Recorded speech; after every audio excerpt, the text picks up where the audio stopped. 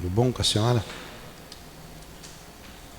CEAP, Centro Espírita Altivo Panfiro. Uma casa de amor. Muito bom dia para vocês, bom dia aos nossos ouvintes.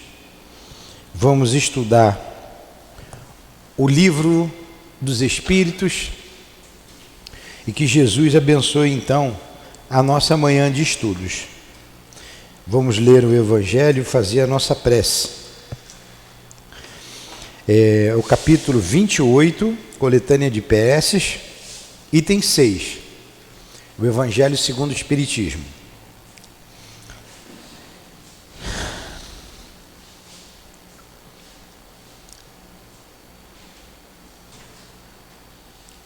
Rogamos ao Senhor Deus Todo-Poderoso, é uma prece, que nos envie os bons espíritos para nos assistirem, que afaste aqueles que possam nos induzir ao erro e nos dê a luz necessária para distinguir a verdade do embuste. Afasta também, Senhor, os espíritos mal intencionados, encarnados e desencarnados, que poderiam tentar lançar a desunião entre nós, que nos desviar da caridade e do amor ao próximo. Se alguns deles procurarem se introduzir aqui, faz com que não tenham entrada no coração de nenhum de nós.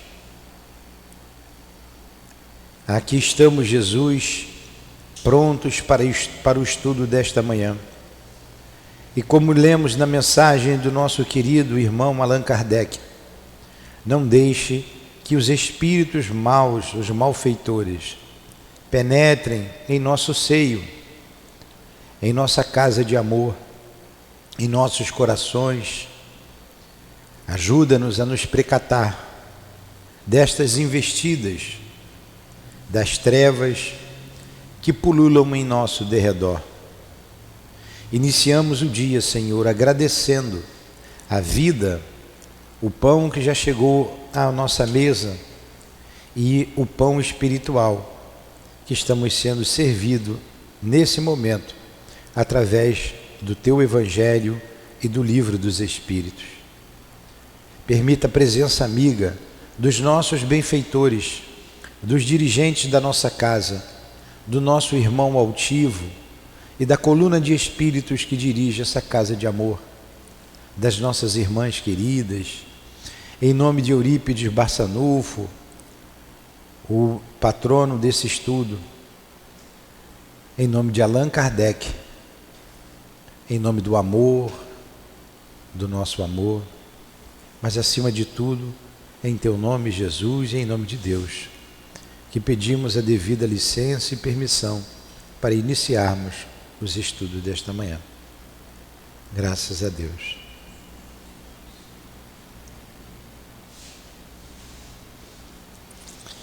Então vamos lá. Interessante essa prece, não é? A gente quase não vem aqui para trás do livro. Hoje eu abri de manhã em casa, eu vim rápido e abri nessa prece. Aí eu falei, vou ler de novo. Mas não deixa de ser a chamada de atenção, né? Para a gente estar atento. A gente precisa estar atento. Eu vou ler de novo essa prece para vocês prestarem atenção, um pouco mais. Vocês que prestaram, mas agora vão prestar mais ainda. Rogamos ao Senhor Deus Todo-Poderoso que nos envie bons espíritos para nos assistirem. E aí está tudo bem, né? A gente não vai pedir que envie mau espírito para assistir a gente, né? Mas sabia que fazem evocação do mal? Tem gente que faz, trabalha com o mal, evoca espíritos das trevas. Então nós estamos chamando os bons espíritos para que nos assista, para nos assistirem, que afaste aqueles que possam nos induzir ao erro e nos dê a luz necessária para distinguir a verdade do embuste. Afasta também, Senhor, os espíritos mal intencionados, encarnados e desencarnados, que poderiam tentar lançar desunião entre nós e nos desviar da caridade e do amor ao próximo. Interessante, não é? É para a gente meditar sobre isso. Vou deixar aqui e hoje a gente vai ler no outro estudo também, para a gente ficar atento, né? Então, estarmos atentos. Está aqui no Evangelho. Então vamos para o nosso livro dos Espíritos, o nosso manual de sobrevivência na Terra. Nós paramos na questão 990, correto? Todos vocês já têm o nosso marcador de livros? Eu não. Tá, depois você vem apanhar. Então vamos lá.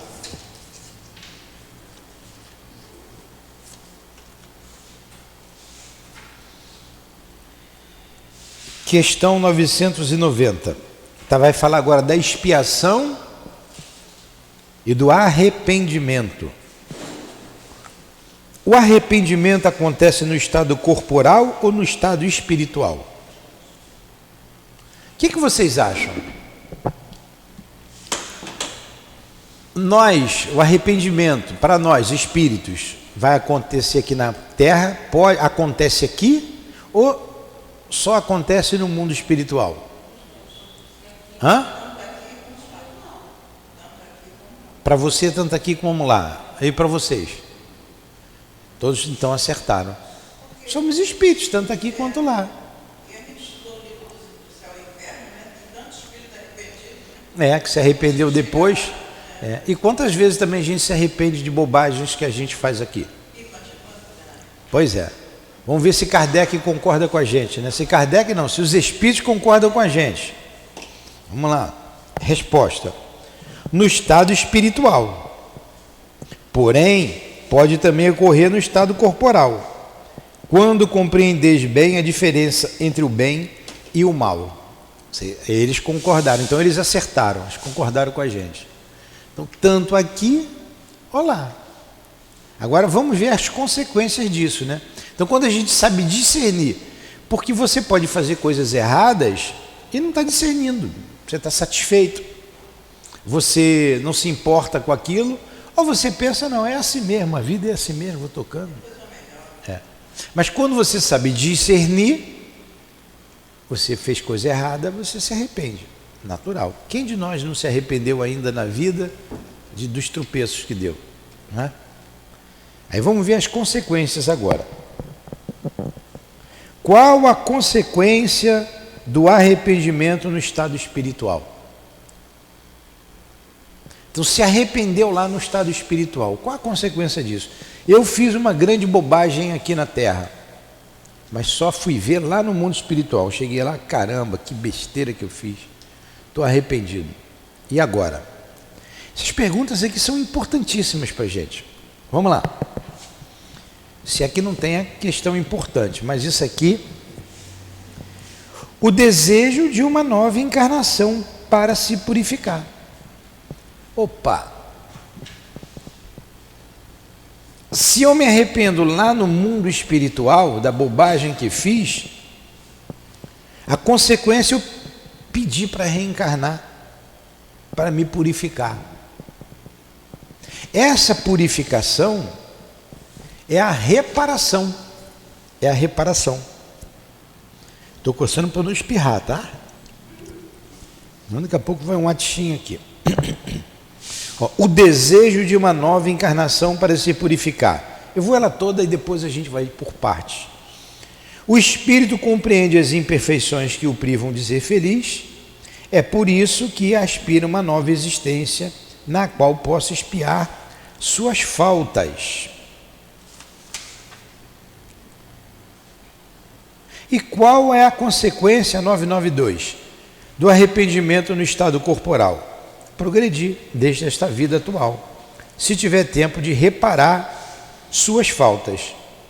Quando a consciência diverte e mostra uma imperfeição, pode-se melhorar. Vamos pegar essas duas questões, vamos entender bem isso. Então, na questão seguinte, na 992, ele já falou da reparação. Se você se arrepende aqui, depois a gente volta para outra. Se você se arrepende aqui, se tiver tempo de reparar as suas faltas, progredir. Então, você se arrependeu de usar uma camisa horrorosa dessa. O cara só vem com a camisa do Flamengo toda aula. E é para implicar, não é? Você está querendo problema comigo, né? Aí ele se arrepende de torcer para um time desse. Dá tempo de mudar. Não pode mudar? Dá tempo de mudar. É o que ele está dizendo. Progredir desde a vida atual. Se tiver tempo de reparar suas faltas. Reparar a falta. A gente tem que reparar. Você não adianta só se arrepender. Você tem que reparar. Então, no mundo espiritual, qual é a consequência? O desejo de uma encarnação para se purificar. Aí eu disse assim, opa, então a gente está bem na fita. A gente está bem, a gente está encarnado, a gente tem a noção já, os espíritos estão falando, que aqui é o lugar da depuração, aqui é o lugar da reparação. Para que eu vou esperar morrer para ter que voltar depois para resolver o problema? A gente pode resolver agora. A reparação, a gente está vendo, ela só se dá na carne, no corpo. O arrependimento pode se dar no mundo espiritual ou no mundo material. E se você se arrepender lá, você tem que vir para cá. Se você se arrepender aqui, você já está aqui. Vamos resolver o problema.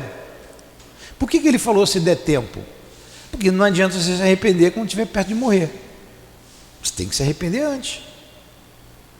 Então vamos pegar um crime bárbaro. Além de ser flamenguista, o camarada assaltou, estuprou, matou, foi preso. Está preso. Então a sociedade cerceia a liberdade desse indivíduo. Não tem um monte de gente assim? Está preso. Ele preso, o homem preso, ele está pagando pelo crime dele diante da justiça de Deus? Ou só diante da justiça dos homens? Vamos começar a pensar, né? Doutrina espírita para a gente pensar. Ele foi preso, Guilherme, ficou preso 40 anos de prisão. Morreu na prisão. Ele pagou a sua dívida, Guilherme?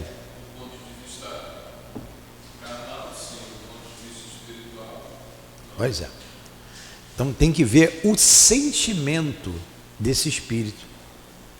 Se ele ficou preso e se arrependeu profundamente do que ele fez, ele deu um passo. Ele deu um passo para sofrer menos depois que desencarnar. Mas ele vai ter que voltar para reparar o erro que ele cometeu. Como ele vai reparar, né? A lei vai ajudá-lo a reparar. A gente tem a justiça dos homens e a justiça de Deus. Nem tudo que é legal na nossa justiça é moral. A gente vê umas leis aí estapafúrdias.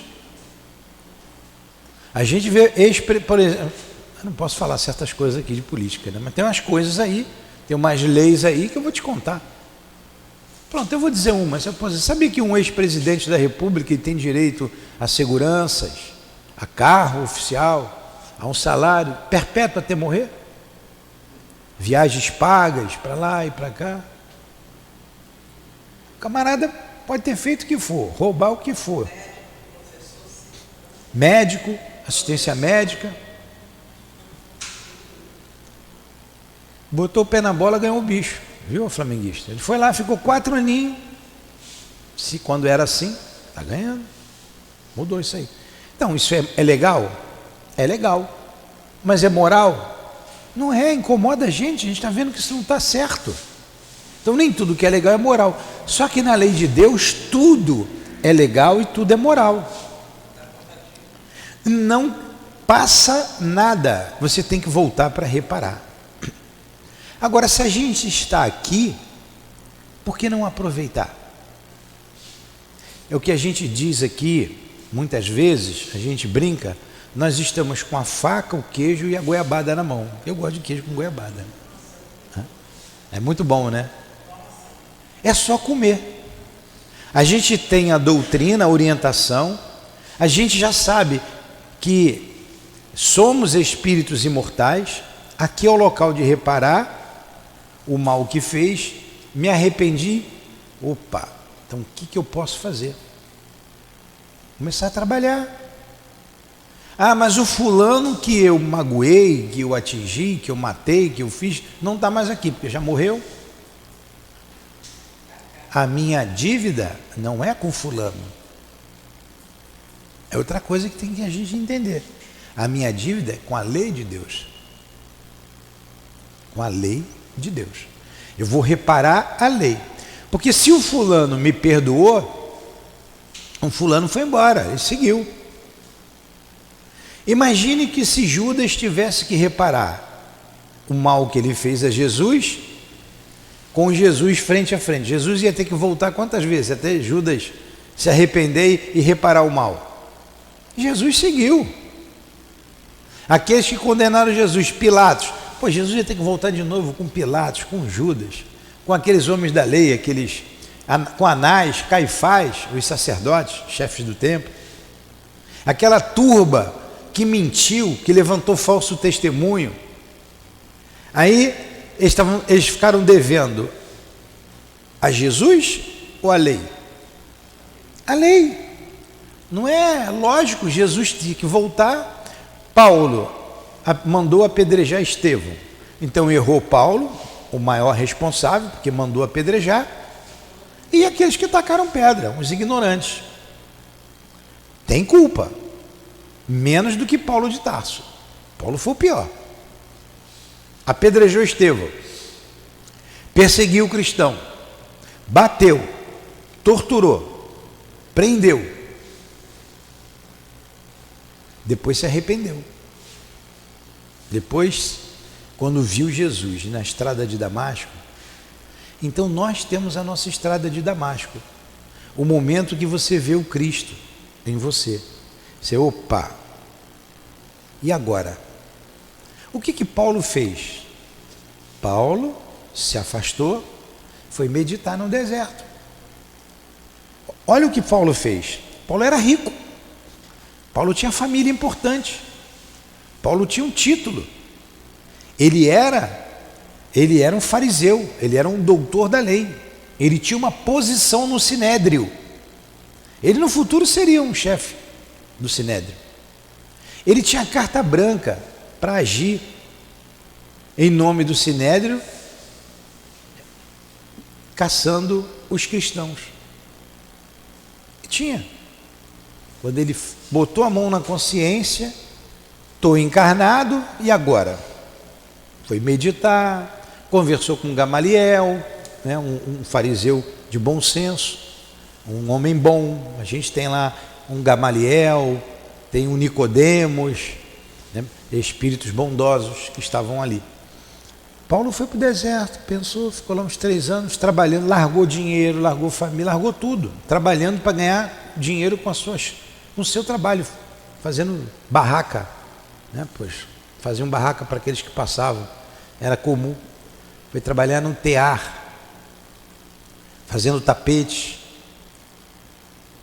calejou a mão e depois foi divulgar o cristianismo. Bom, eu estava errado. Jesus é o Messias. Jesus é o Messias, eu estava errado. O pai virou as costas para ele, deixou ele sozinho, morreu de desgosto. O Sinédrio todo virou as costas para ele. Um amigo dele disse que ele estava louco, estava maluco. Ficou sozinho. Quando ele foi falar com os apóstolos, opa, confie nele não. Não, esse camarada estava perseguindo a gente até ontem. Ele é o responsável pela morte do Estevão. Estevão estava junto com os apóstolos, falava fácil do cristianismo, era um espírito elevado. Não. Ah, mas ele está aí fora, ele quer falar com Pedro. Pedro pensou, manda ele aguardar. Ele aguarda que quando eu tiver um tempo eu vou atendê-lo. Ele aguardou até o dia seguinte. Você sabe que aguardar na fila um dia? Até o dia seguinte. Pedro foi falar com ele. Discutiram, atendo, não atendo, é uma armadilha. E se ele pegar a gente aqui, vai botar cobra no ninho? É a mesma coisa que amarrar um gambá ali no galinheiro. Não, não dá não. Esperou, Paulo foi cheio de dedo. Olha por que ele foi passando. Foi expulso da cidade, teve que sair da cidade porque senão ia ser preso. Sofreu torturas, foi preso, tudo em nome do Cristo. Ele resolveu, aí quando os apóstolos ouviram a história dele, que Jesus apareceu para ele, quando ele ia para pegar Ananias e prender Ananias, e foi Ananias que o tirou da cegueira, que ele ficou cego com a luz do Cristo, os apóstolos começaram a aceitá-lo, mas devagarzinho, com algumas ressalvas, foram devagar, aceitando, e ele resolveu se afastar dali, que não tinha ambiente para ficar ali, e disse que ia divulgar o cristianismo, né, em uma outra cidade, ali junto, ali ele estava em Jope, voltou para a Palestina, Pedro estava preso, enfim, ele foi, não vou contar a história dele de Paulo todo, mas eu estou querendo dizer como que um homem se redime diante dos seus próprios erros. Então ele sofreu tudo que ele fez sofrer. Ele foi dado como morto. Apedrejaram ele, olha, ele matou o fulano a pedradas, ele foi apedrejado falando do Cristo. Ele estava falando do Cristo, divulgando o cristianismo numa cidade. E ele foi apedrejado, armaram uma cilada e tacaram pedra nele, que ele caiu, desmaiou, ele pensou de morrer. E um que gostava dele, um grandão, amigo da casa em que ele estava hospedado, numa determinada cidade, ali ele já estava divulgando o cristianismo fora da Palestina. Ele já está morto um homem, está morto um homem. Viu que ele tinha ainda um sopro de vida. Vocês vão estraçalhar ele totalmente. Está morto, vamos levar para o monturo. Saiu arrastando ele de qualquer maneira, porque ele tinha que fazer aquilo, não podia pegar Paulo. Aqui, quem é esse camarada aí? Ele está defendendo esse bandido, esse homem de má vida. Saiu arrastando, levou ele para o monturo. Monturo é lixo, né? Onde largava lá o cadáver, largou ele lá no lixo. Ele foi socorrido pelo menino, acho que é Silas, era um menino ainda, enfim. Foi socorrido lá para o menino, e o cara falou assim, vai lá, pega a água e traz para aqui. E o menino foi lá, levou água, foi tratando, vieram os outros, de madrugada tiraram o Paulo dali e tiraram da cidade. Ele sofreu o que fez o outro sofrer. O outro estava falando do Cristo. Ele sofreu também um apedrejamento falando em nome do Cristo. Igualzinho. E mais, foi preso. Foi torturado, levou umas boas chibatadas. Desprezado pelo seu povo. Quando iam matá-lo, ele falou assim, não, eu tenho cidadania romana, eu quero ser julgado por Roma, quero um julgamento justo, não por vocês. Aí ele é transferido, é preso. A transferência, mesmo como preso, curou muita gente, fez muitas curas, inúmeras curas, Paulo fez.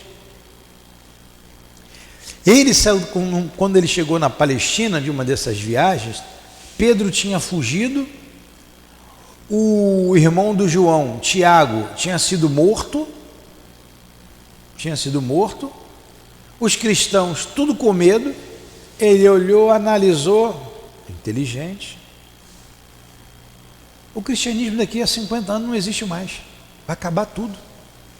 Se ficar restrito à Palestina, vão falar de Jesus como um malfeitor que foi condenado na cruz, o que falam ainda, né? E ninguém mais vai falar dele. Com essa perseguição aqui, vão enterrar o cristianismo. Ainda não era cristianismo, né? Era um outro nome que eles davam.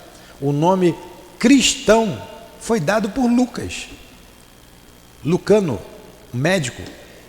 que conheceu Paulo de Tarso e se admirou daquele homem que ele falava lá do caminho, que eles eram chamados do caminho, homens do caminho. E Lucas disse assim: por que não chamar cristão aqueles que seguem o Cristo? Eu já disse para vocês aqui, né? Foi aceita a ideia, a gente tem até hoje. Então Paulo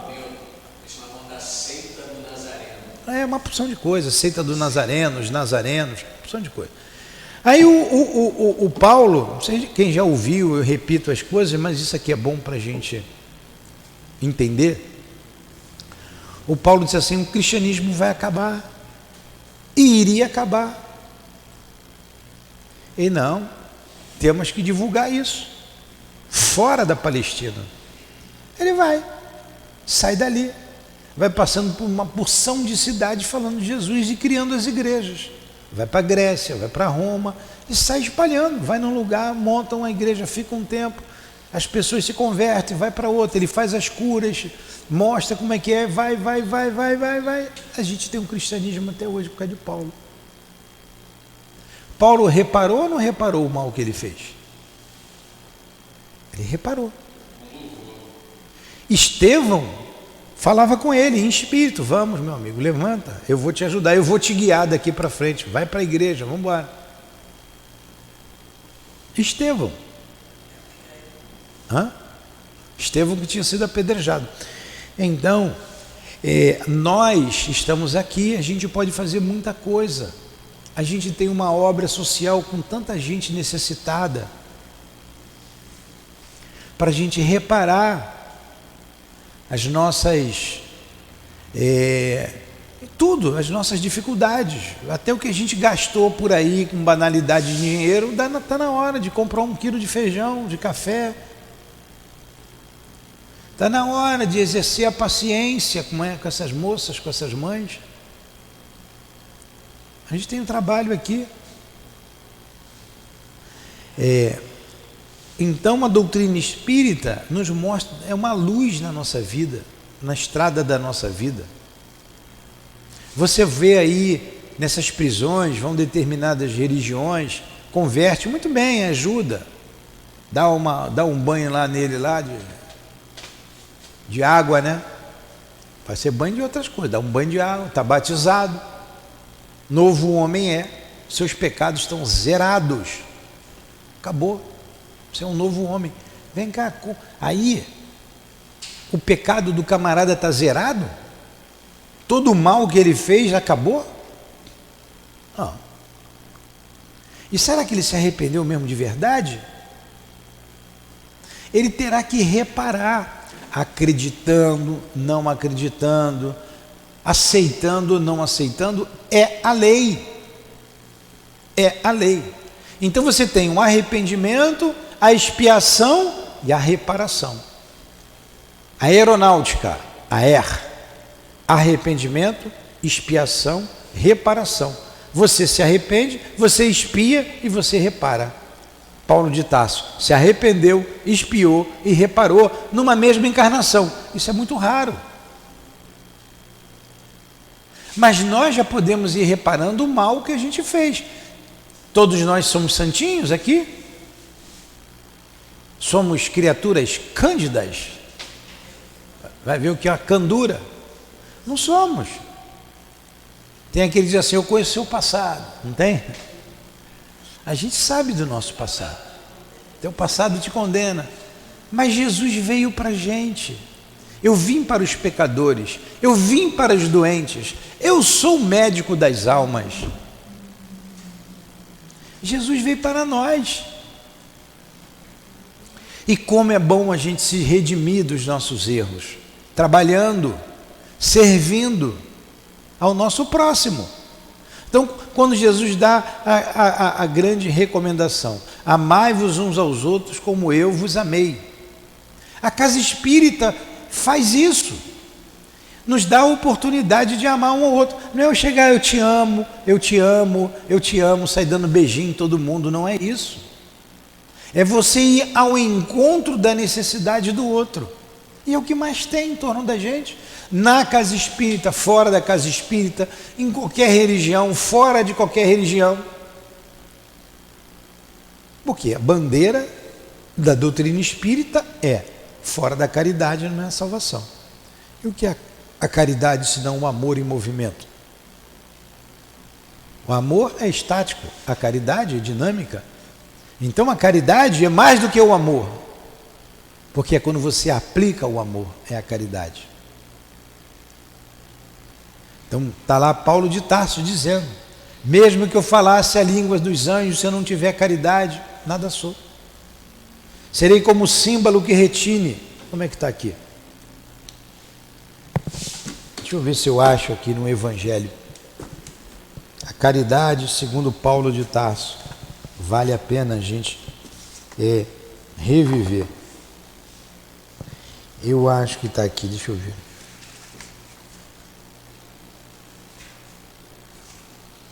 Lei de amor. Onde é que está? Qual é o capítulo? Vocês sabem? Amar o próximo como a si mesmo, não é? Não é no 5, não. Hã? Não é no 5,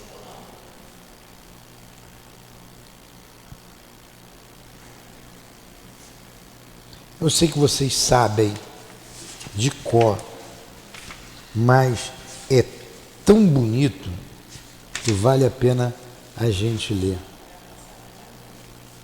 Acha aí no Evangelho.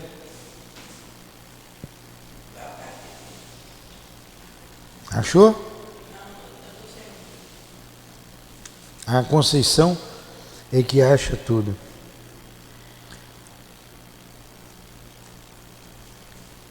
Deixa eu ver se é no Sede Perfeitos? Não, né? Não é no Sede Perfeitos. Será que é no capítulo 5 que você está dizendo? Salvação dos ricos. Acho que é aqui, vamos ver aqui. Parábola do bom samaritano. O maior mandamento. Está aqui. Está no capítulo 15. Fora da caridade não há salvação. Olha o que Paulo de Tarso diz. Eu estou saindo um pouquinho ali das questões, mas está tudo ligado. Vocês não querem o reino dos céus? Está aqui, Paulo está dizendo. A gente falou dele. Ainda que eu fale, é o capítulo 15, item 6. Ainda que eu fale todas as línguas dos homens, e mesmo a língua dos anjos, se eu não tiver caridade, sou apenas como bronze que soa, ou símbolo que retine. E se eu tivesse o dom da profecia, e penetrasse em todos os mistérios, e tivesse uma perfeita ciência de todas as coisas, e ainda que eu tivesse toda a fé possível, até de transportar montanhas, se eu não tiver caridade, nada sou. E quando eu houvesse distribuído os meus bens para alimentar os pobres e entregado meu corpo para ser queimado, se eu não tiver caridade, isso de nada me servirá. A caridade é paciente, eterna e beneficente. A caridade não é invejosa, não é temerária nem precipitada. Não se enche de orgulho, não é desdenhosa. Não procura seus próprios interesses, não se vangloria, nem se irrita com nada. Não faz mais suposições, não se alegra com a injustiça, mas sim com a verdade. Ela tudo suporta, tudo crê, tudo espera, tudo sofre. Agora, estas três virtudes, a fé, a esperança e a caridade, permanecem. Mas entre elas a principal é a caridade. Aí, que beleza, né? Esse é o caminho. Então vamos voltar para as questões. A gente pegou Paulo de Tarso, a gente pegou a questão da caridade, que a gente está no contexto, a gente entende, fala.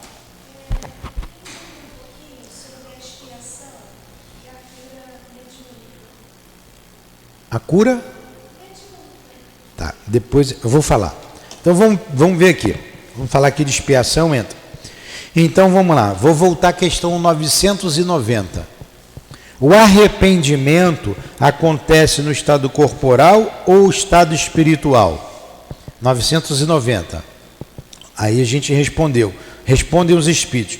No estado espiritual, porém pode também ocorrer no estado corporal, quando compreendeis bem a diferença entre o bem e o mal. Ficou bem claro? 991. Qual a consequência do arrependimento no estado espiritual? Resposta: o desejo de uma nova encarnação para se purificar. O espírito compreende as imperfeições que o privam de ser feliz e por isso que aspira a uma nova existência, na qual possa expiar as suas faltas. Aí, vamos pensar. Vocês mesmos disseram, não fui eu que falei, vocês confessaram que têm dificuldades morais, que já se arrependeram muitas vezes, que fizeram algumas bobagens. Vocês que falaram, não fui eu. Eu falei de mim, eu fiz isso. Vocês também disseram. Nós estamos reencarnados. Nós saímos do mundo espiritual, viemos para cá. Então, o que nós fizemos antes de reencarnar? Meu Deus, eu preciso voltar para reparar algumas situações, ou para expiar. Eu vou falar já expiação, vou dizer a diferença de prova para expiação. Nós então viemos para cá com um objetivo, nos purificar, como está dizendo aqui. Por quê? No mundo espiritual nós não estávamos felizes. Nós não éramos espíritos felizes. E se a gente tinha algum grau de felicidade, ela era relativa. Era relativa, porque algo faltava para a gente conseguir atingir o alvo que nós aspirávamos. Todos nós, sem exceção, estávamos lá, espírito. Guilherme não era gordinho assim não, era magrinho. Estava lá, também não era barbudo. Aí Guilherme botou a mão na cabeça. Temos que voltar. Não dá para a gente aqui não. Estou incomodado. Todos nós incomodados. Vamos ter que voltar. Então a vida é de expiação, é de prova. A Terra é um planeta de provas e expiações. Então todos nós que estamos aqui estamos ou em prova ou em expiação, ou as duas coisas ao mesmo tempo. Tem aqueles que vêm em missão, um missionário. Guilherme, você é missionário? Não. Bruna, você é missionário? Sou missionário de igreja. Tá. Vocês estão vendo? Então nós todos, ele né? Então a gente veio, pensei que você estava aí, na exceção. A gente tem problemas para resolver aqui na Terra, junto à família, junto à sociedade. E nos encontramos aqui na Casa Espírita. A Casa Espírita é um ponto de encontro. Então, muito provavelmente, né, não são todos, mas quem está aqui no grupo se conhece de muito tempo. Então, temos dificuldades uns com os outros. Eu que estou aqui à frente, levei vocês para o abismo. Então, estou mostrando o caminho de saída. Não posso? Vocês pularam no abismo que vocês quiseram. Agora, para sair, vocês têm que querer.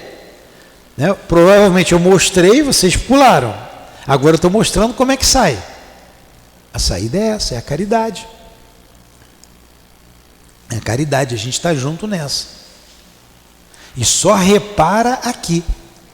Porque muito provavelmente, vocês imaginam aquelas guerras da Idade Média de conquista, ou antes da Idade Média ainda, que a gente vê aqueles filmes de época, aqueles camaradas a cavalo ou mesmo a pé com espada na mão, um monte de gente brutamonte, destruindo cidade, queimando tudo, roubando tudo, abusando das mulheres. Esse aí é o nosso passado. Eu falei, eu conheço o seu passado. Vocês imaginam quando se arrependeu, aí vai para a igreja, era a igreja que tinha, estamos pegando a Idade Média para cá, como a gente era mal ainda, vai para a igreja e você vê as torturas na Inquisição. Quanto mal foi feito em nome de Jesus, em nome de Deus. Quantas cidades incendiadas por causa da guerra. Quanto mal causamos, insuflando as pessoas ao mal. Hoje estamos aqui, todos com cara de santinho, santinhos do pau oco, né? Não estou querendo jogar para baixo não, estou querendo jogar para cima. A gente está aqui com a possibilidade de rever, o passado, de consertar, de reparar. Só na carne. Então a gente está bem, porque a gente tem o conhecimento, está tendo conhecimento, e a gente está reencarnado. Então espíritos desencarnados estão almejando vir para cá para reparar. Tem muitos. Nós já estamos aqui, já estamos aqui. Não importa o que a gente fez. O que importa é o que eu vou fazer daqui para frente. Quer dizer, importa, já passou. Mas vou ficar chorando o leite derramado? E hoje? O que eu posso fazer por você amanhã? Né? O que eu posso fazer por você hoje? Tem até um slogan aí de um determinado banco. O que eu posso fazer por você hoje? Estamos aqui. O que eu posso fazer por você hoje? Estão entendendo? Entenderam isso? Então vamos lá. Vamos para a pergunta seguinte. A gente vai chegar já já na expiação. Qual é a consequência do arrependimento no estado corporal? A gente deu o exemplo de Paulo de Tarso. Progredir desde esta vida, se tiver tempo de reparar suas faltas. Quando a consequência adverte e mostra uma imperfeição, pode sempre se melhorar. Nós que estamos aqui, dá tempo da gente reparar? Tem alguém com o pé na cova aí? Tirando a Luciana? Então, estamos todos aqui com saúde, estamos todos aqui trabalhando. Ninguém está aqui senil, né? Nem a Luciana, tá? Luciane. Nem ela, apesar dos cabelos brancos. Então dá tempo. E dos 7,3. Ah, 73? Tá vendo? É a mais velha do grupo. É a mais velha. Aí 993. Não há homens que só têm o instinto do mal e são inacessíveis ao arrependimento? A palavra arrependimento aí de novo. Aí ele diz assim: já te disse que se deve progredir incessantemente. Aquele que nesta vida só possui o instinto do mal, terá o do bem numa outra, e é por isso que renasce várias vezes. Olha, não tem como compreender a vida se não compreender a reencarnação. Não tem. Aquela belíssima página que a gente leu agora, de Paulo de Tarso, que está assinalado na primeira epístola aos Coríntios, algumas traduções mudou a palavra caridade por amor, porque eles não admitem a caridade. A caridade não justifica, o que justifica é a fé. Aí eles trocam a tradução. Tem que ter amor, o que não é a mesma coisa, não significa a mesma coisa. Não tem uma porção de gente aí que não faz a caridade? Não, isso não importa. Aí mudou para amor. Fala, Guilherme. Nilton, essa questão 993, Kardec reitera aqui que o instinto do mal. Na 620, ele usa essa mesma expressão. Quando você vai na Gênesis, a Gênesis está definida por Kardec o seguinte: que o instinto é um guia, sempre bom e seguro. Então, eu entendo que aqui, o que ele considera o instinto é a percepção do homem carnal diante daquilo que... Então vamos lá. Na Gênesis, realmente, o instinto é sempre um guia seguro, mas ele é conspurcado pela razão. A razão faz com que você opaque o instinto. A razão. Por exemplo, você chega ali numa ribanceira, você olha por alto o seu instinto, não, eu não vou. Não vou. Agora, quantos pulam lá do alto para cair na água, arrisca a vida? Quantos saltam de paraquedas? É normal você chegar num avião e pular? Você já viu internet, né? Que camarada vem correndo e cai dentro d'água, um monte de pedra. E quantos se esborracham? O instinto está te dizendo, não faz isso. Perigo, perigo, acende a luz vermelha. Aí a razão, você vai dizer, não, eu vou fazer, eu quero fazer. Então, mas A mesma coisa que você foi criado simples e ignorante. Simples, todos nós. E você vem crescendo. A árvorezinha, você bota a semente, ela vai crescendo. Tem galho que dá para lá, ventou, ela vai e nasce torta. Outras nascem certinho. Acontece a mesma coisa com a gente. Então você tem gente que se compraz no mal. Tem gente que fica feliz em ver o mal acontecer. Tem gente que tem inveja. E se você se dá mal, ela tem inveja de você, ela vibra com aquilo. Tem muitos os espíritos que provocam, como nós estudamos aqui ontem, acidentes, como quebra de perna, de braço, mortes, suicídios. Você acha que o espírito está preocupado que você se suicidou? Está morrendo de rir, muitos. É o instinto do mal. Ele tem instintivamente, ele gosta do mal. Agora, as múltiplas existências vão ensinar ele. A dor vai bater na porta que uma hora ele vai gritar. Aí ele vai mudando devagarinho. Deus nos deu algo muito importante, que é uma das potências da alma, que é a liberdade, que é o livre-arbítrio. A liberdade é nossa, é intrínseca em nós. Você escolhe. Você escolhe.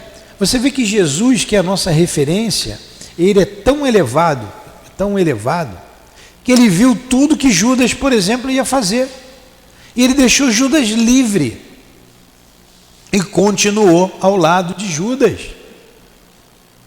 Ele falou antes que acontecesse, ele olhou e Pedro vai me negar. Nem por isso ele ficou com raiva de Pedro.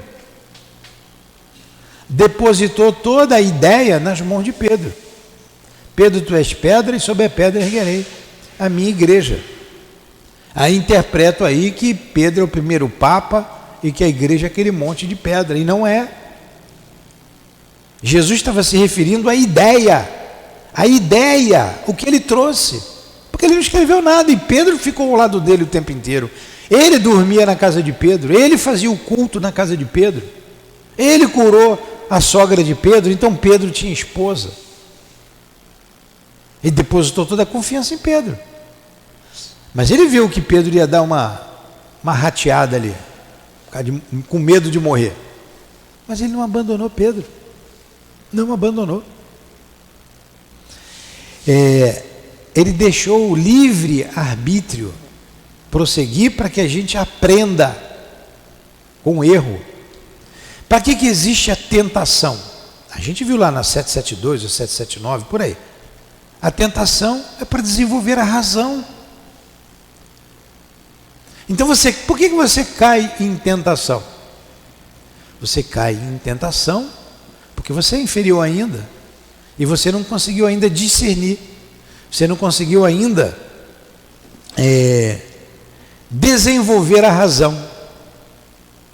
Porque quando você desenvolve a razão e você é tentado em alguma coisa, você vai dizer, não, eu não vou fazer isso, porque isso vai me prejudicar. Então existe a tentação para desenvolver a razão. Sabiamente, a gente sempre diz isso, sabiamente Jesus coloca na oração do Pai Nosso, né, que ele simplificou o que a gente deve falar com Deus. Eu não preciso fazer aquilo tudo, mas se eu dizer, meu Deus, me perdoa, eu estou dentro da oração do Pai Nosso. Senhor, perdoa, eu errei, me ajude. Mas eu tenho que me lembrar, eu também tenho que perdoar o meu semelhante.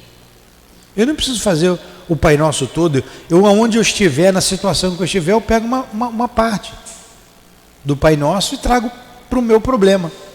E lá no final ele diz, não me deixes cair em tentação. Jesus não disse, livra-me da tentação. Por quê? Porque é o teu livre-arbítrio.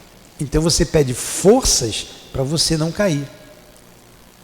E ela serve, Kardec sabiamente pergunta, qual o objetivo da tentação? Se todos nós passamos por tentações, né, na fase evolutiva que nos encontramos. Desenvolver a razão. Que resposta? Desenvolver a razão. Agora, livra-me do mal. E quantas vezes a gente está numa situação difícil, meu Senhor, me livra do mal, meu Deus, me socorre. Meu Deus, me ajuda, meu Deus, me socorre agora. Você está dizendo assim, livra-me do mal. Você está lá no Pai Nosso. Entendeu? a gente não pode, a gente tem que pegar o conjunto das ideias. E está referindo-se a isso mesmo, como está aqui. Então vamos lá, vamos continuar na resposta. Já te disse que se deve progredir incessantemente. Aquele que nesta vida, é a resposta da 993, só possui o instinto do mal, terá o do bem numa outra. E é por isso que se renasce várias vezes. Porque se vem desenvolvendo as potências da sua alma. É preciso que todos progridam e atinjam a meta. É preciso que todos progridam e atinjam a meta. Aí a gente diz, o camarada está preso porque ele errou, a sociedade o separou.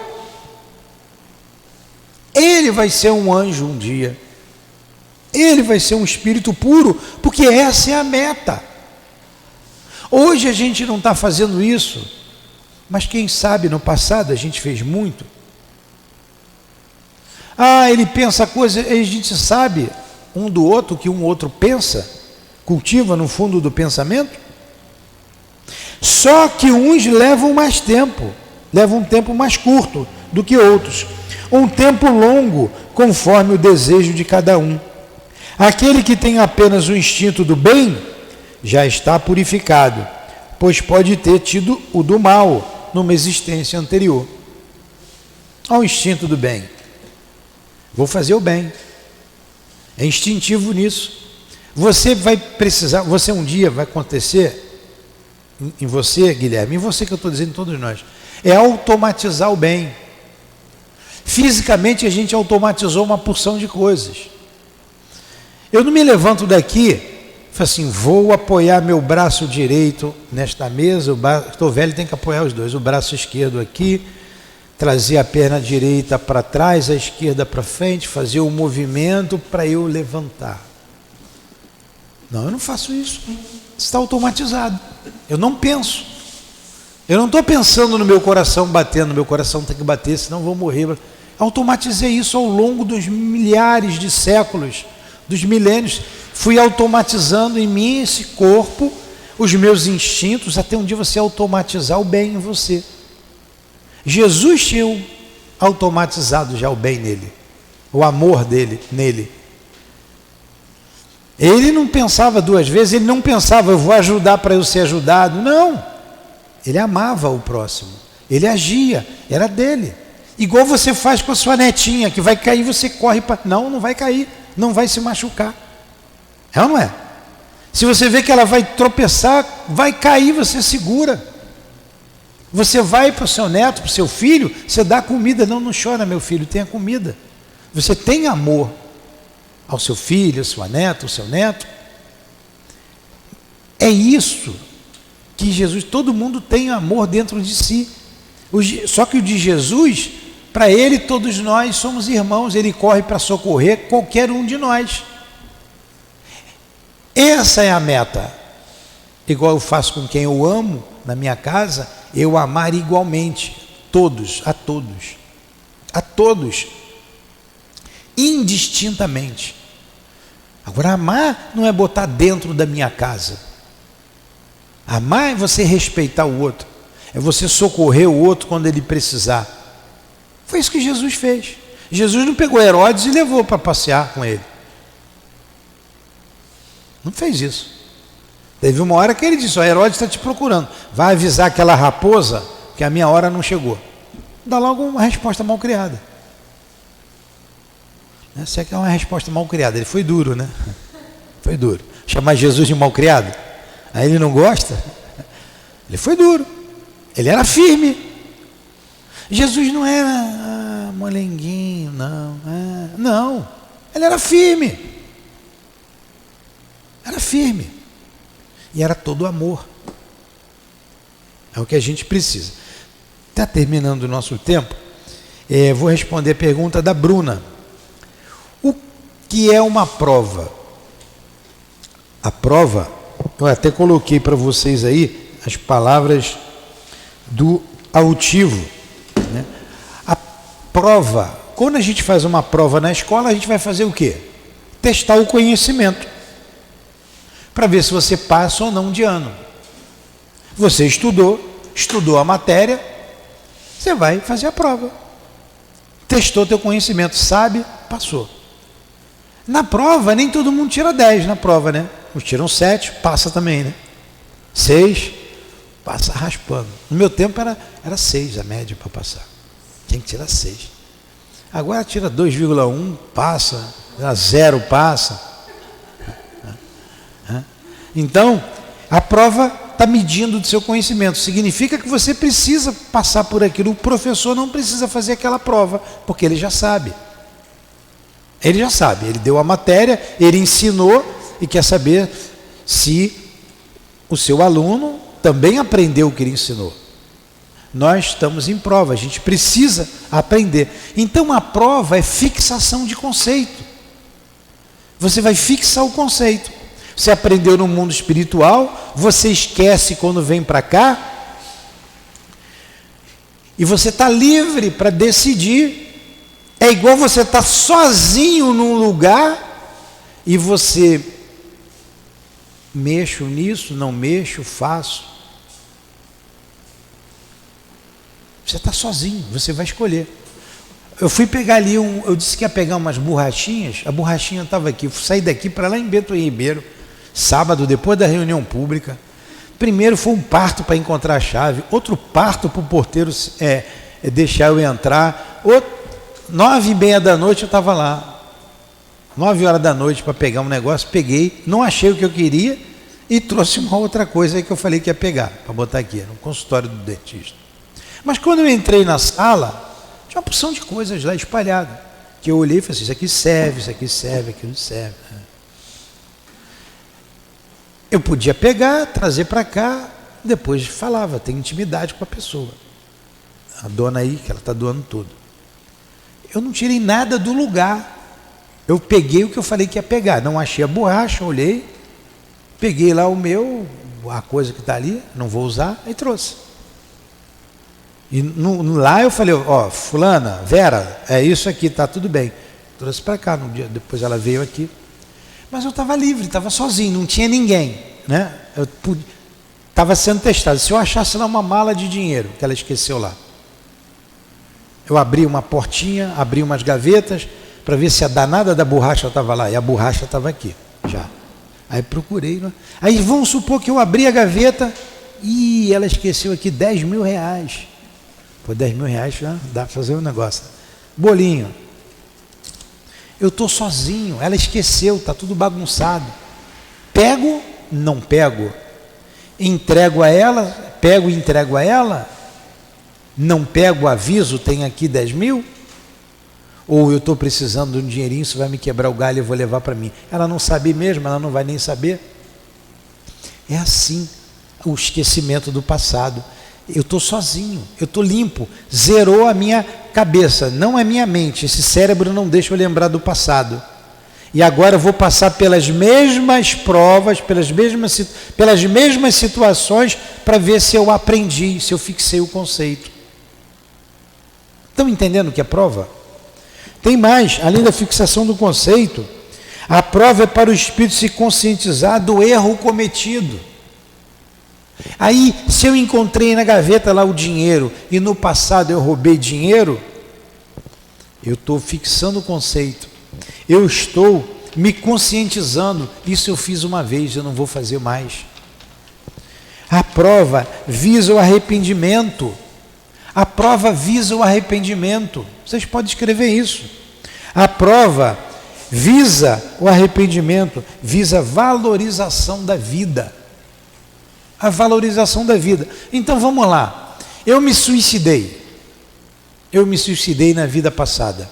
Me suicidei porque eu amava a minha mulher e a minha mulher morreu e eu não pude ficar com ela mais. Muita gente se suicida, né? Por causa da noiva, do noivo e tal. Não aguentei, me suicidei. Sofri as consequências de tudo. Me arrependi. Espiei, porque a expiação se dá lá e se dá aqui. Espiei a dor e depois eu venho reparar. Porque não basta espiar, venho reparar. Quando chega aqui, me caso com a mesma mulher, ela me quer ainda. ela fica doente e morre de novo. Olha a lei circular. Vem a vontade de me matar de novo. Me mato ou não me mato? Olha só, eu não me lembro do que eu me matei lá atrás por causa dela. Por causa dela não matei por minha causa. É dizendo que era amor e eu não queria ficar sozinho, me matei para encontrar com ela. Estou pegando aqui um exemplo fictício. Agora acontece a mesma coisa, a lei vai, morre, vai vir na sua cabeça vontade de morrer, porque eu já me matei uma vez. Me mato ou não me mato? Não, não me mato, não vou me matar. Vou enfrentar a vida, vou seguir em frente. Valorização da vida, fixação de conceito, aprendizado, isso é prova. Vocês querem escrever? A prova é fixação de conceitos. A prova é para o espírito se conscientizar do erro cometido. Visa o arrependimento, a valorização da vida. Aprendi isso com o Altivo, ele dando aula. E eu estou dando aula aqui do jeito que ele deu para mim, para a turma que estava lá. Só que ele falou, eu escrevi, está aqui. Eu estou lendo igualzinho, mas eu já de tanto repetir, a gente fixa. Então, o objetivo da prova ou da expiação é o nosso aprimoramento, o nosso aprendizado. O objetivo é isso, o nosso aprimoramento, aprendizado. Por isso que a gente está na vida de provas e expiações. E o que é a expiação? A expiação é o pagamento da dívida. A expiação visa o pagamento da dívida.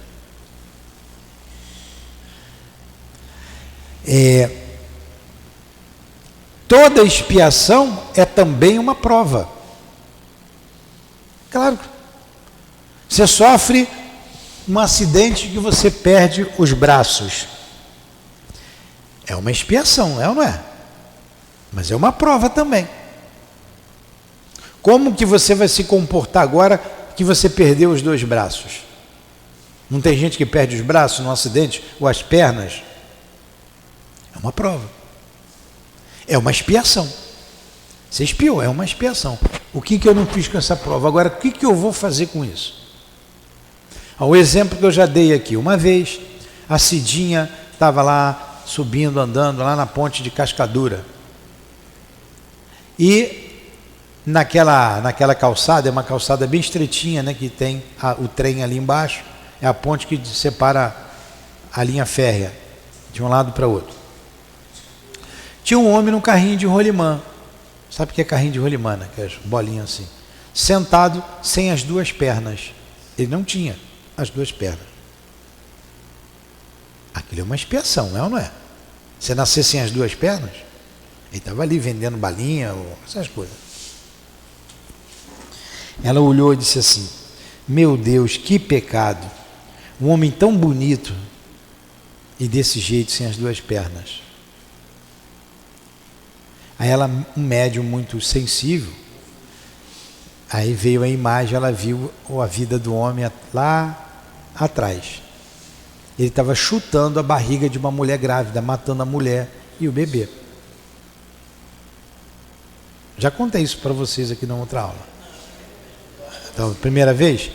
Então, ela viu ele chutando a barriga da mulher grávida. O que aconteceu? No mundo espiritual, deve ter ido lá para as trevas mesmo, né? Sofrido em região umbralina, doeu, se arrependeu. Meu Deus, o que foi que eu fiz? O que foi que eu fiz? Que animalidade, que brutalidade. Pode se arrepender na vida seguinte, mas ele pode levar também 10 anos, 100 anos, e ficar numa malta de bandidos espirituais e continuar mal. Pode acontecer. Você esquece, vive, volta, continua, fica séculos no mundo espiritual, continua ruim, vem, morre de novo mal. Mas você pode ter errado há 600 anos atrás. Tem que reparar. Como Como que eu vou reparar um erro de 600 anos atrás, se eu nem mais me lembro? 600 anos, pô. É aquilo, quando você atinge um certo estágio no mundo espiritual, você quer o bem, você quer progredir. Aí você não tem acesso a algumas regiões de felicidade. Meu Deus, por que eu não posso ir? O que me impede de entrar? Olha a lei. O que me impede? A lei não deixa, você não consegue ascender, você não é chamado por outro trabalho, alguma coisa falta. É o que se chama de peso específico. É o que está no seu perispírito. A marca está lá. É o que você é o que você sente. É o que você é como espírito, é o que você pensa. É o que dá um peso específico. Aí então vamos analisar qual é o seu problema. E há 600 anos lá você chutou a barriga da mulher. Putz, grilo, quero voltar. Quero passar, eu quero. A gente sabe que o amor cobre a multidão de pecados. Mas você, quando faz uma bobagem muito grande, você não, eu quero passar por isso. Eu quero passar por isso. Aí você vem. Com o objetivo de quê? De progresso. Como ele disse aqui, ó, visa o aprimoramento e o aprendizado. A gente está aqui para progredir. A gente não está aqui para pagar. O objetivo da vida é o progresso, mas para você progredir, você precisa reparar o mal que você fez. Aí você vem para uma situação complicada. Então ela viu o camarada chutando lá a barriga da mulher. Estava ali em quê? É uma prova ficar sem as duas pernas? É claro que é uma prova. É uma expiação? É uma expiação. Toda expiação é uma prova. Nem toda prova é uma expiação. Você pode ir passando por provas. A vida por si só é uma prova. Tudo é prova. Para ver se você não reclama, para ver se você é resignado. Aí a Bruna perguntou, e a cura? A cura sempre é misericórdia de Deus. Mas se você não precisa mais ter aquela doença é extirpada. Jesus curou todo mundo, toda a Palestina? Não. Mas ele curou muita gente. Muita gente. Está lá em Atos dos Apóstolos. Se fosse colocadas nos livros as curas que Jesus fez, não caberia em todos os livros do mundo. É muita cura. Mas ele não saiu curando indiscriminadamente. Teve um cego que ele disse, estamos passando da hora, vocês perdoem. Quem foi que pecou? Foi esse cego, ele que pecou ou a sua família? Porque tinha uma crença que a pessoa, quando tinha um problema, porque a família errou lá atrás, ele estava pagando pelo erro. Jesus disse, não foi nem ele, nem a família dele. Ele veio para que seja mostrada a grandiosidade de Deus. Tem o nome lá. Então aquele cego veio para aquilo. Jesus cura o cego. Eu não vou falar que é muito interessante aquele ceguinho, a situação dele. E ele veio para isso mesmo, porque para manifestar a grandiosidade de Deus, porque o cego foi curado, ele era cego de nascença. Jesus sabia que ele podia ser curado. Tanto que ele vai encarar lá os fariseus. Ele vai encarar lá os fariseus. É muito interessante, eu não vou contar aqui para não prolongar mais. Então, a cura, mas a gente não sabe, eu posso ser curado ou não posso ser curado. Então, quando Deus permite, você é curado. Então, é sempre a misericórdia de Deus, é o amor de Deus. Aí a sua fé vai te ajudar muito. Poxa, a Lourdinha, ela morreu doente. Quanto passe que eu dei nela, que eu levei para tomar passe, quanto cuidado, quanto carinho, e não teve cura. Precisava passar por aquilo. Foi a expiação. Eu precisava ficar sem ela. Dói até hoje, mas eu precisava. Então, é uma prova para mim? É uma prova. É uma expiação? É para uma expiação. Eu sinto a falta dela o tempo todo. Então, a vida é assim. A gente está aqui no mundo de dor porque a gente não tem méritos para ir para um mundo de felicidade. a gente não sabe ainda viver em paz. Se a gente for para um mundo mais feliz, a gente vai destoar. A gente não vai ser feliz nesse mundo. Porque nesse mundo de felicidade, ninguém pensa mal do outro, ninguém deseja mal do outro, ninguém tem inveja do outro, ninguém tem falta de fé, sentimento de inferioridade. Quanto sentimento de inferioridade a gente vê por aqui? Então a gente não tem condições ainda para ir para um mundo melhor. Nós estamos aqui. Aí a gente precisa trabalhar isso em nós, vencer isso é individual, para você ascender para um mundo melhor. Fala. É igual trazer um livro lá da selva que está acostumado lá com a vida dele, está para a civilização da cidade. Pois é. Vai sentir fora d'água, não vai? Você pegar um índio lá que está lá na sua oca e traz ele para a cidade, para passar um mês de férias na sua casa, Luciana. De manhã, quando você acordar, ele foi lá no quintal, fez as necessidades dele lá. Ele não tem, a cabeça dele é aquela do mato. Ele vai querer voltar para lá correndo. Então, a gente não vai conseguir se adaptar num mundo de felicidade. Será que a gente ia conseguir viver com um monte de espírito igual Jesus? Vamos pegar logo Jesus. Tem 1 milhão de Jesus lá e eu vou ficar no meio deles. A gente não tem a menor condição. A gente não ia suportar a presença deles. Porque ainda é igual o cachorro. O cachorro é cachorro. O cachorro não é gente. Embora um monte de gente quer que o cachorro seja gente, o cachorro é um animal. Ele é cachorro. Cria o cachorro dentro de casa com perfume, com banho, com totozinho, não sei o quê, meu filhinho, mememê. Leve ele para a rua quando ele vê os outros cachorros. Vai cheirar o rabo dos outros cachorros. Porque ele é cachorro. Então nós também temos o nosso nível evolutivo. Não dá para dar um passo maior do que as pernas. Pega lá uma tribo de canibal no mundo inferior. A gente vai lá no mundo inferior que tem canibal. A gente já foi canibal, você tem cara, hein?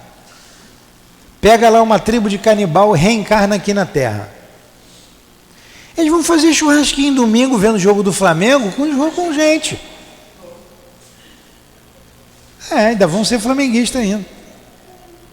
Porque é deles. Vai ver a Luciana gordinha assim, opa, dá um churrascão. Não pegaram lá na Bahia, em Guaranhuns, na Bahia, não, em Pernambuco, o cara estava com um freezer cheio de gente picadinha, fazia pastel, fazia bolinho. Mas como é que pode? O camarada, o Luiz ele não quer não, porque o Luiz é magrinho, ele tem que pegar gordinho. Corta a pessoa em picadinho, prepara, tira o filezinho, bota lá, faz um pastelzinho, faz um churrasquinho. Aquele não é churrasquinho de gato não, é churrasquinho de gente, né? E aí, quando você vê isso, você vai dizer assim, que horror. Não dá para ele ficar aqui com a gente, solto na rua? Quando ele quiser um filezinho, vai ver seu filho pequenininho, vitelozinho. Não pode ficar. Ele tem que ficar no meio dele. Então nós também não temos condições de estar num lugar desse. Estamos aqui, porque a gente precisa daqui. Ficou claro? Me perdoe passar alguns minutos aí, mas esse assunto é interessantíssimo e importantíssimo para a gente se conscientizar. Então dá tempo, até para a Luciane, dá tempo da gente reparar o mal que fez. Até você, Luciane.